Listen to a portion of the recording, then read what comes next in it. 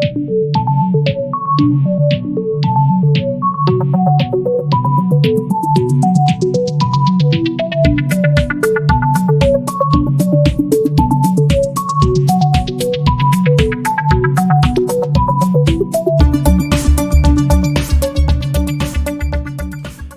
up, everyone? My name is David Smith, and I am the host of the Armchair Commentary.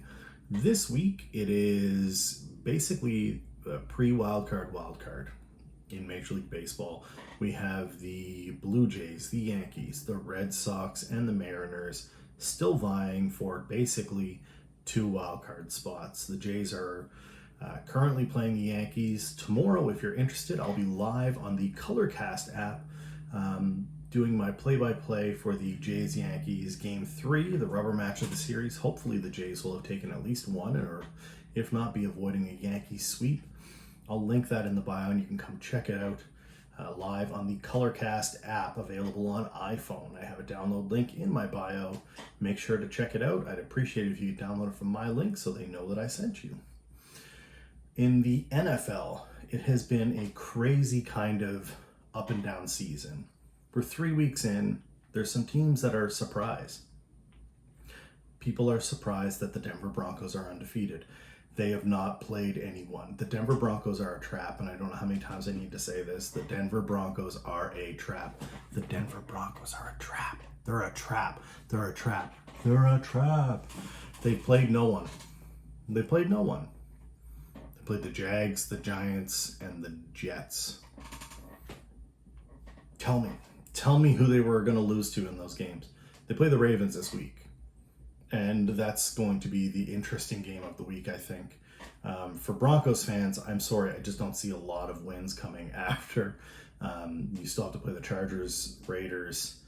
I think you have to play the Chiefs twice each, and that's going to be tough. So your schedule gets exponentially worse from here on out. I wish you good luck. I just don't see it happening. The Thursday nighter this week is Bengals and Jags. Sorry, not the Jets. I've got Jets on the brain here. The Bengals and Jags. The Jags have been a tremendous disappointment. I think a lot of people assume, wrongfully so, when you draft a number one overall quarterback that your team should almost instantly improve. But what they're forgetting is you had to be really, really bad to get the number one overall pick, and the Jacksonville Jaguars are really, really bad. So there's no real help for Trevor Lawrence. There just isn't. So they're not that great. The Bengals should be in better position. They should have more offensive power. Still don't understand why they didn't protect Burrow, but too late now, I guess. So we'll see what happens. Jags are likely going to go 0-4. Bengals are going to take a 3-1 record into week 5. The Titans are going to run all over the Jets, and I don't know how else to say it. There's a couple of other kind of intriguing games. The Browns and Vikings it's an intriguing matchup. If the Vikings have Dalvin Cook back, I think they stand a chance. If they don't have Dalvin Cook back, it'll be really interesting to see what happens if Kirk Cousins is able to avoid the Myles Garrett machine. And on the other side of the ball, are we going to see more consistent offense from Baker, which I think everybody's been waiting for years at this point, and they just haven't gotten it. And that's tough to watch. As a Browns fan, I'm sure you would be frustrated watching Baker have some weeks where he is completely on and other weeks where you're like, what's going on? What's happening? Where is it? The Bears and Lions are playing, which is kind of interesting because I think the Lions should be sneaky favorites here. The Lions they play everyone tough. And the Bears are a bit of a mess right now after the Justin Field debacle. They don't know who's starting under center. The weapons aren't great. Overall, it's a pretty savage matchup. I think people are going to be looking at that Bears defense thinking they're going to run that game, but don't be surprised if the Lions pull out the victory. The Steelers and Packers. I'm just kidding. Sorry, Steeler Nation. You guys are in trouble. The Packers are going to kill you. There's no other games of interest this week. I guess the Monday Nighter. I'm kidding.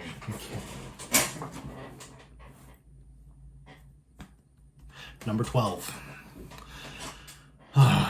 Okay, so when Tom Brady left the Patriots, and I don't want to hear someone say, Tom Brady didn't leave. He could have stayed. They could have just paid him the money. They weren't going to pay him the money. They just weren't going to do it. He chose to leave. He could have taken less. He could have stayed. He could have done it again. He can talk about the relationship, how it's strained. It's a 20-year coach-player relationship. Of course, it's probably strained. I don't know many people who haven't had arguments over a 20-year period. That said, Tom decided it was time to go to Tampa. And he went there and they won. He took Gronk with him. Good for Gronk. Took Antonio Brown. Good for AB, I guess.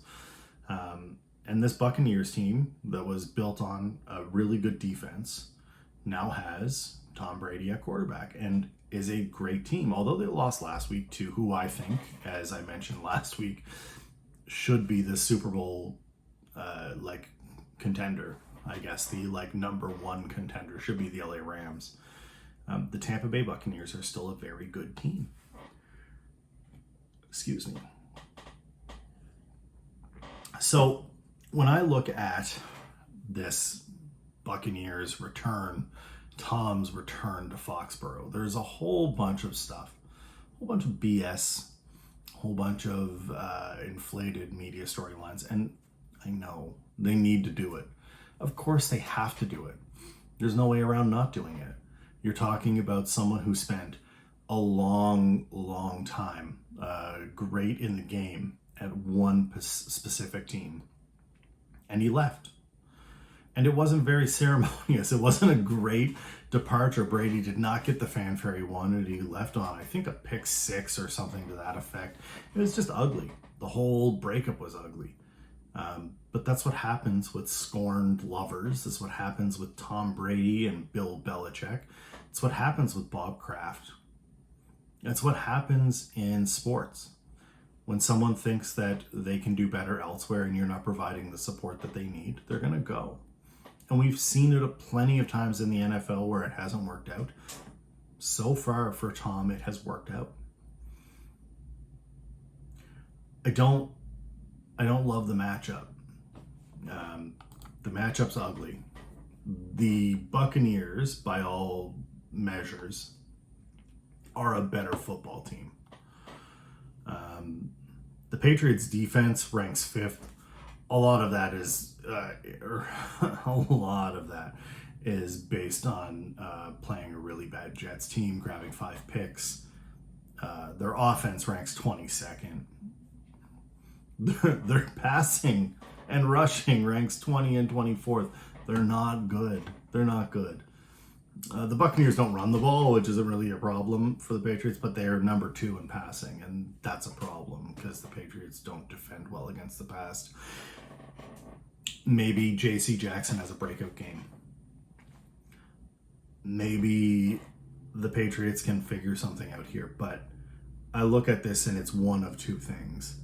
This is either going to be Tom dismantling piece by piece everything that he spent time building and really put some pressure on Belichick, on Kraft, on McDaniels, talking about, well, maybe it's time we look at another way of doing this. Maybe Belichick decides to step away, go into a different role. I don't know.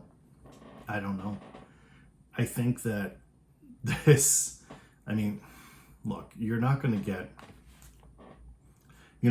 McCorkle Jones out there throwing, 40, 50 times. You're probably going to run a pretty standard offense. There's not a lot of excitement in the offense as it is right now.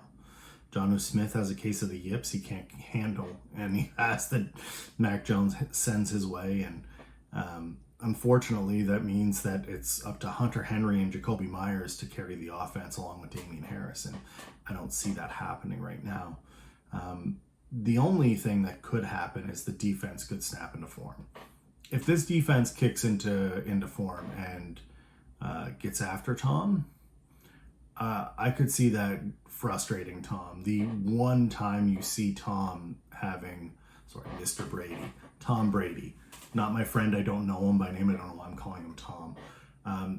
The one time you see Brady get flustered is when he gets hit.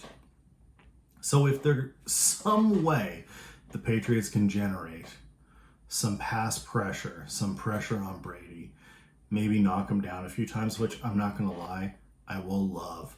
I will love so much. Get after him. Get after him. If that happens, maybe there's an outside chance that the Patriots can actually do something in this game. But for all intents and purposes, it's already 21-0 Tampa. They haven't even landed in Foxborough yet.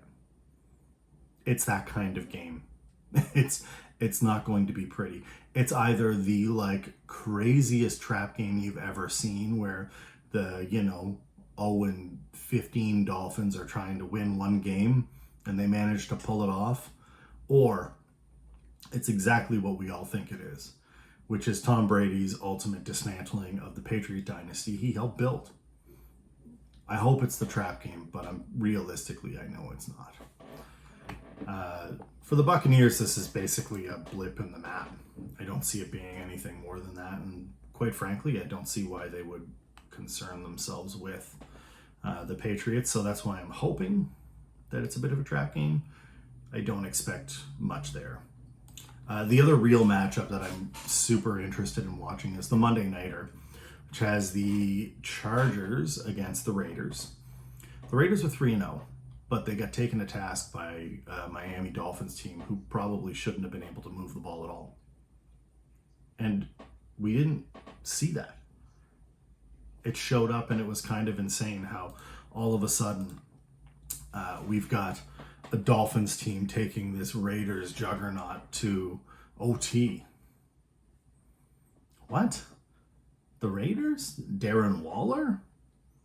The currently injured Josh Jacobs, but Josh Jacobs? The Raiders to OT against the Dolphins? This is what gives me hope against the Buccaneers as a Pats fan. This game is going to be everything, I think, that we hope for.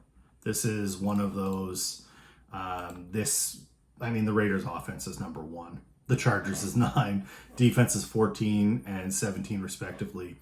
Passing is 1st and 4th, and rushing is 25th and 26th. This is going to be an air 'em out kind of game. I would say well over 50 points combined. I would say closer to 60 is probably likely. Justin Herbert's good. The kid is good, and he's going to make you pay if he gets a chance. And I think that people are finally starting to put a little bit of respect on Derek Carr's name. I hope they are. He's played pretty well for a team that has some injuries and had some issues for sure, but I think he's deserving of where he sits right now, 3-0. And this division is unreal. It's going to be a tough division overall. So I'm excited to see what happens in this Monday Nighter. Raiders and Chargers, it'll be incredible. I think it'll be incredible.